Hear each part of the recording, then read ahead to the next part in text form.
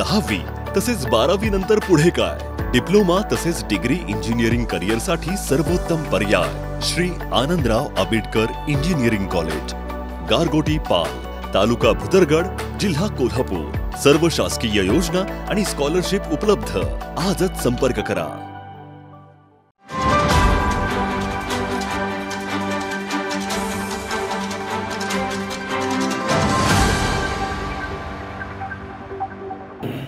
नाही, आता जी कृत्य केली आहेत ती समोर आलेली आहेत, त्यामुळं आता हे महायुतीतलं आतलं राजकारण आहे का नाही आम्हाला माहीत नाही, परंतु हा व्हिडिओ बाहेर पडणं, ह्या सगळ्या गोष्टी घडणं, ह्याला काही ना काहीतरी अंदाज बांधले जात आहेत आणि ते राजकीय क्षेत्रामध्ये ते चर्चेत। परंतु मूळ उद्देश आता यामध्ये जळगावला ज्या पद्धतीने अंदाज समितीची बैठक झाली आणि कॅश सापडली, त्याच्या चौकशीचं पुढे काय झालं याचं उत्तर अजून मिळत नाही।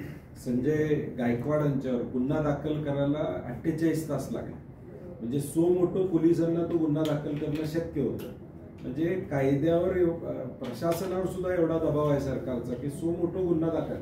आता एखादी घटना घडली तर विचारायची गरज नाही, पोलीस ताबडतोब गुन्हा दाखल करतात। तक्रारदार पुढे नाही आला तरी जो पुरावे दिसतात त्याच्यावर करायला पाहिजे होता, त्यालाही 48 तास लागले गुन्हा दाखल करायला। आणि सगळ्यात भयानक या महाराष्ट्राच्या इतिहासामध्ये संजय शिरसाटांचा जो व्हिडिओ आला ज्यामध्ये पैशाची बॅग स्पष्टपणे दिसते, आता ह्याची चौकशी होणार का? सीबीआयची चौकशी करणार का? ज्या यंत्रणा आहेत त्या यंत्रणा याच्यामध्ये जाऊन खोलामध्ये या व्हिडिओची चाचपणे करणार का? आणि माझं तर म्हणणं आहे हा व्हिडिओ संजय शिरसाटांनी पोलिसांच्याकडे देऊन हा खरा आहे का खोटा आहे याची तपासणी करून घेतली पाहिजे, मग कळेल ते बॅगेत पैसे होते का कपडे होते।